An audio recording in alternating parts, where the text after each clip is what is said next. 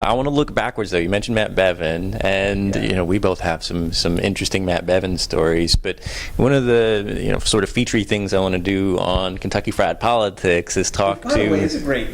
Well, I love your podcast. I love your blog, and I love watching these things. And it's not just because I knew you way back then, but I think what you're doing is different and it's fun. Yeah. Well, I appreciate it. Well, one of those fun things that I want to start doing is having these conversations with guys with a lot of experience covering Kentucky state politics, and ask you, what's your favorite or funniest or best Kentucky politics sort of behind the scenes moment or story from your time covering Kentucky politics? Well, two, and I'll start with the least headline making one first. Sure. I'm trying to remember which year it was because the years all blend together. Oh, I know it. It was the year that we were looking at issues with JCPS, and Matt Bevin was governor, and it was Derby week, and we were at Churchill Downs in the backside, and they were announcing, he and David Osborne or Robert Stivers were announcing some legislation, or signing a piece of legislation that benefited the horse industry. And of course, I'm going there because the big question was he had just named the new school superintendent, commissioner of education, and there was questions about how things were going to impact JCPS. So as we all gathered around to get our gaggles, and this was pre-COVID, so we were crammed together. And I had a photog working for me that day, big guy, and named Chris, big guy. You could stand over everybody. So I got right up in the fray. And I start grilling Bevin on these issues, and about 6 questions into it, like I'm asking follow-ups, and there were reporters who clearly did not cover politics on a regular basis. Right. And so they knew we're getting what we need, just sit back and watch. Exactly. About the 6th question in, Bevin says, "You guys going to let Chris answer all the questions or what?" And so that I just keep going. And my boss texted me right afterwards. It was like, that was really funny. But he was like that, though, right? He was like that. He always answered my questions, and he was, he did his thing where he answered, and some people saw it as him being really clever and going after the media, and some people saw it as smarmy, whatever side of the aisle was on, how you saw it. But I never took it personally because I just kind of let it roll off and just keep going because I didn't want to get sidetracked on. I'm not going to take this personally. I got to keep focused on what we're here to talk about. And I got to try to get the answer to the question. But then that brings us to the headline around the world, which was the day that he made the comments about the teacher protests. Right. And he made the 3 comments about children ingesting poison, being sexually assaulted, and that because the teachers had protested. While the teachers were protesting. And that came about because, if you remember, that was the day there were 4 of his vetoes that were overridden. Right. It was a Friday afternoon. It was late. I was getting ready. I was just going to go try to grab a burger, knowing I was going to work till way late on a Friday night. And as I'm driving past the east steps of the Capitol, there's Matt Bevin and a couple of his staffers. So I put the car in a park right in front of the mansion, grabbed my camera and mic, I raced up the hill, and I got about 60 feet from him, and he acknowledged me, and I acknowledged him, and then I was willing to wait for him to get done with his private conversation. The tie loose, relaxed, and everything. And then one of your buddies came out. Marcus Green came out, and then Kevin came out. Right. And they were like, "Are you going to talk to the governor?" I'm like, "Yeah, I'm not leaving."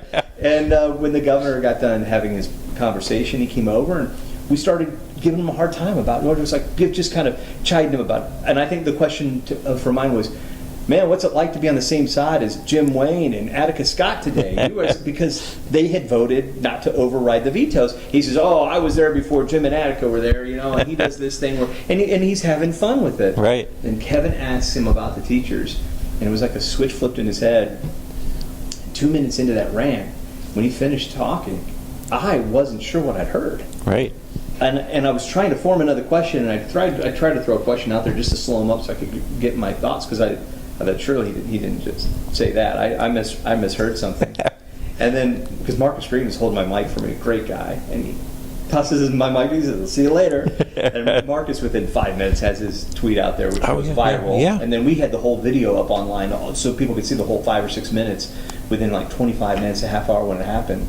And putting it into context, we wanted to put it into context so people could see the whole conversation, because we knew we would get accused of us going there just to upset the governor and try to try to take his words out of context, and that we hadn't. Right now, there's more to the story. I want to hear more of the story, but to put it back into context, this is the day, or there were multiple days, if I remember correctly, where teachers would show up on. Oh yeah, this was the first year of that too. Right. The steps of the Capitol. They would overtake the mall in front. They would be inside. They'd be inside. It would be a sea of red shirts inside the Capitol. Right. And they were wanting their voice heard. Right, and this was all around teacher pensions. And this may have been the first time that the teachers had called in sick. Right. And that schools in several districts were closed, and so there were thousands of teachers.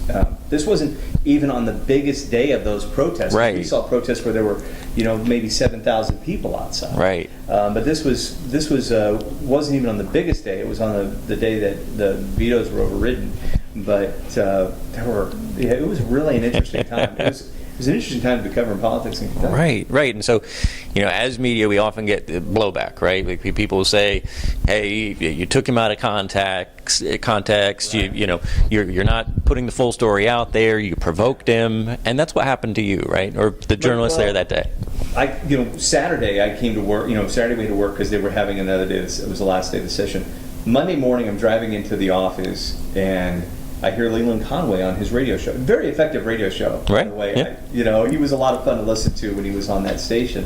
But he starts expressing an opinion as though we had twisted his words or we had tried to get the governor to say these inflammatory remarks. And I started seeing red. And I was so angry.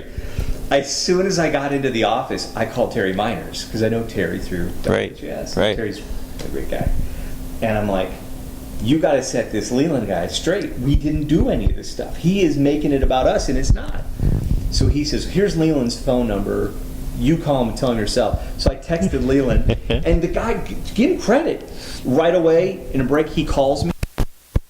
Got this wrong. This I just tweeted about it, and I tagged you in the tweets. Marcus Green was retweeting me because he backed up the story. I don't think he interrupted me for like 8 minutes as I told the story. So, Leland was a fair guy and was like, okay, let me hear the story. This is how it went down. And I said it had nothing to do with us trying to make him say something. It didn't. No. And you didn't have to do that with Bevin. No.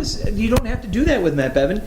Interview him, ask him questions, and if he talks to you, there'll be a headline there. Right.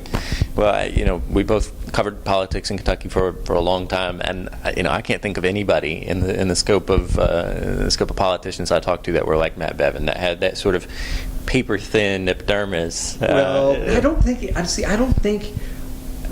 know if that's the case. Yeah. I don't know him personally to know that that's the case.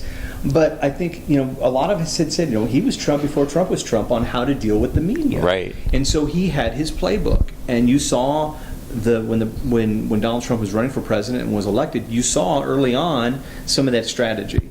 And Matt Bevin was one of the first people who they would put out these video news releases on Facebook. Right.